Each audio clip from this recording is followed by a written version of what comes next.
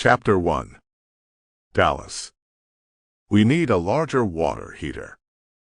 I couldn't pretend I didn't hear the witch standing just outside the door to the communication center. A shame, too, since I wanted nothing more than to ignore her presence and the fact that she existed at all.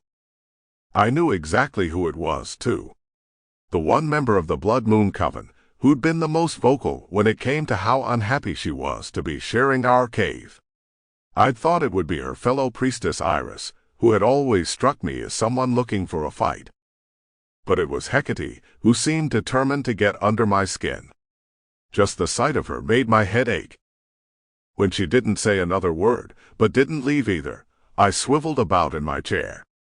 There she was, standing in the doorway, arms folded, glaring at me with those unnerving blue eyes of hers, like her mother's and sister's. All of the witches had strangely penetrating eyes, including Kira. Eyes that seemed to see much more than what was on the surface. "Forgive me, but what is it you wish for me to do?" I asked, reminding myself how important it was to remain civil. If I had it my way, we'd be locked in battle by this point, no doubt about it. Every time our paths crossed, she had something new to complain about. She blinked as if I'd lapsed into a foreign language. "What do you think?" "See to it that a larger heater is installed." "Oh, aye, because it's that simple," I muttered. "I realize this is beyond your comprehension, but it's not a matter of dialing up the local distributor and asking them to install a larger model.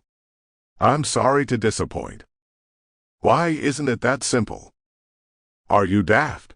Or are you simply doing your best to be as irritating as possible?" I couldn't help myself. She was deliberately misunderstanding me, just to start an argument. Perhaps it was time for her mother to have a talk with her. A funny thing, wanting a grown woman's mother to put her in her place. To say nothing of the fact that these witches or priestesses, or whatever they like to call themselves, were much older than they appeared. Like us, they aged slowly, just not as slowly as a dragon. She was far past the age of needing a mother to tell her how to behave, yet here we were. There she was, her jaw set in a hard line, glaring at me while I simply tried to do my job. "There's never enough hot water to shower with," she grunted through clenched teeth. "It makes bathing very unpleasant." I bit the side of my tongue, since laughing in her face would most likely be considered poor form. "You do realize that prior to our numbers dwindling, a great many more dragons made their home in his cave. The only reason Alan was able to offer protection to your coven was because we lost so many, and now—" Sample complete. Ready to continue?